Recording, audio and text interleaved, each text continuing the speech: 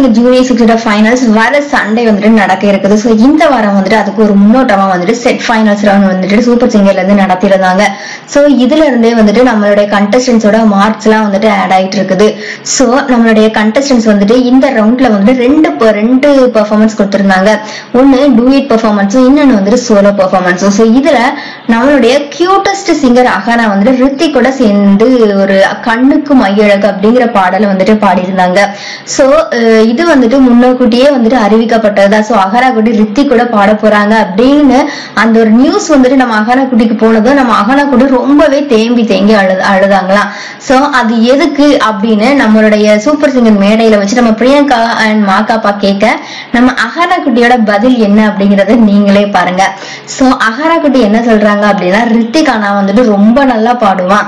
So அவன் கூட நான் சேர்ந்து பாடணும் அப்படிங்கறதும் எனக்கு ரொம்பவே பயமாயிருச்சு.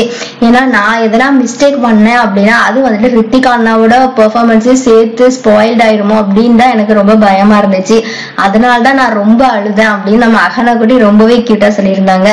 சோ அதே கேள்வியதான் வந்துட்டு நம்மளுடைய ரித்திக் கிட்டையும் கேட்டிருந்தாங்க. சோ அகனா குட்டி கிட்ட நீங்க பாடணும் அப்படின்னு நினைச்சது உங்களுடைய ரியாக்ஷன் என்னவா இருந்தது அப்படின்னு கேட்டது. அவரும் வந்துட்டு இதே மாதிரியான ஒரு பதில தான் சொல்லியிருந்தாரு.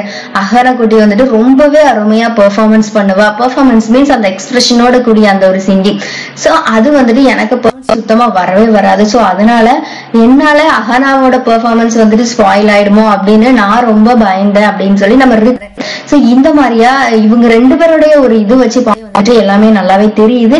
சோ ஒரு கண்டஸ்டன்ஸுமே வந்துட்டு அவங்களுக்கு நிகர் அவங்கதான் அப்படிங்கிற அளவுக்கு யாருமே வந்துட்டு யாருக்குமே சளைத்தவர்கள் கிடையாது.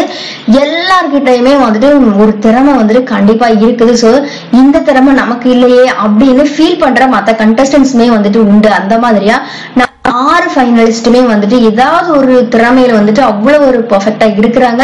சோ கண்டிப்பா 6 பேருமே வந்துட்டு ஃபைனல்ஸ்க்கு தகுதியானவங்க தான். சோ இந்த 6 பேர்ல வந்துட்டு யாரு டைட்டில் வின்னர் ஆக போறாங்க அப்படின்னு நீங்க நினைக்கிறீங்களோ அவங்களுடைய கருத்துக்களை கண்டிப்பா கமெண்ட் பண்ணுங்க.